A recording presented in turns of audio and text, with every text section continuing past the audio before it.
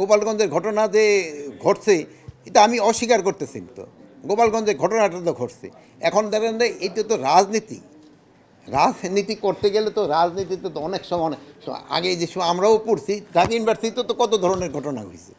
এখন ঘটনা হয়েছে, ঘটনার পরে ব্যবস্থা নেওয়া হচ্ছে কিনা এটা হলো আমাদের কথা। আমরা ব্যবস্থা তো নিতে পারছি না। আওয়ামী লীগের তরফ থেকে একটা হরতাল ডাকা হয়েছে, এখন হরতালটা হয়েছে কিনা এটা বলেন। ডেমোক্রেসিতে এইটা হলো সবচেয়ে সৌন্দর্য, যে আপনি আপনার মত প্রকাশ করতে পারতেছেন। হ্যাঁ, আমি আমার মত প্রকাশ করতে পারতেছি। এখন আমার ক্ষেত্রে একটা অনুরোধ থাকবে যে মত প্রকাশ করার সময় যেন কোনো অশালীন কোনো ভাষা ব্যবহার না করা হয় এবং কোনো ধরনের আক্রমণাত্মক ব্যবহারটা না করা হয়। আর গণতন্ত্রে আরেকটা সৌন্দর্য হলো সত্যি কথাটা, ঘটনাটা বলা।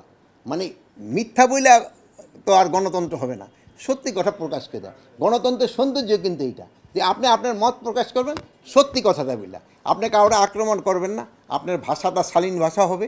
এইগুলির তো গণতন্ত্র। এই আইন শৃঙ্খলা বাহিনী সুষ্ঠু নির্বাচন করতে পারবে না কেন?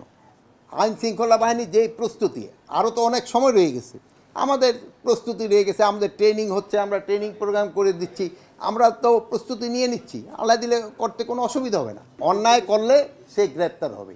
আমি একটা কথাই বলছি, কোনো অবস্থায় যেন সে দুষ্কৃতিকারী ছাড়া না যেন পায়, আর যেন যে অপরাধ করে নাই যে যেন কোনো অবস্থায় ধরা না পড়ে।